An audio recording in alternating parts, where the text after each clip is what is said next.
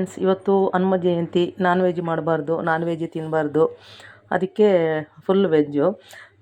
ಸ್ವಲ್ಪ ಬೆಂಗಳೂರಲ್ಲಿ ಮಳೆ ಚಳಿ ಇದೆ. ಏನೋ ಖಾರವಾಗಿ ಬಿಸಿ ಬಿಸಿಯಾಗಿ ತಿನ್ನಬೇಕು ಅನಿಸ್ತು. ಸಾಂಬಾರು, ಟೊಮೆಟೊ ಗೊಜ್ಜು ಅದು ಇದು ಇದೆ. ಅದ್ರ ಜೊತೆಗೆ ಮೆಂತ್ಯ ಸೊಪ್ಪು ಮತ್ತು ಆಲೂಗಡ್ಡೆ ಹಾಕಿ ಸಿಂಪಲಾಗಿ ಒಂದು ಪಲ್ಯ ಮಾಡಿಬಿಟ್ಟಿದ್ದೀನಿ. ಅದು ತೋರಿಸ್ತೀನಿ. ನಾವು ನೋಡಿ ಆಯಿಲು, ಇದು ಮಸ್ಟರ್ಡ್ ಆಯಿಲ್, ಸಾಸಿವೆ ಎಣ್ಣೆ ಅಂತ. ನಾವು ಗೋಲ್ಡ್ ವಿನ್ನರು ಎಲ್ಲ ಯೂಸ್ ಮಾಡ್ತೀವಿ. ಈ ಸಾಸಿವೆ ಎಣ್ಣೆ ತುಂಬ ಒಳ್ಳೆಯದು ಅಂತ ಈ ಎಣ್ಣೆ ಹಾಕಿ ಒಂದು ಪಲ್ಯ ಮಾಡಿಬಿಟ್ಟಿದ್ದೀನಿ.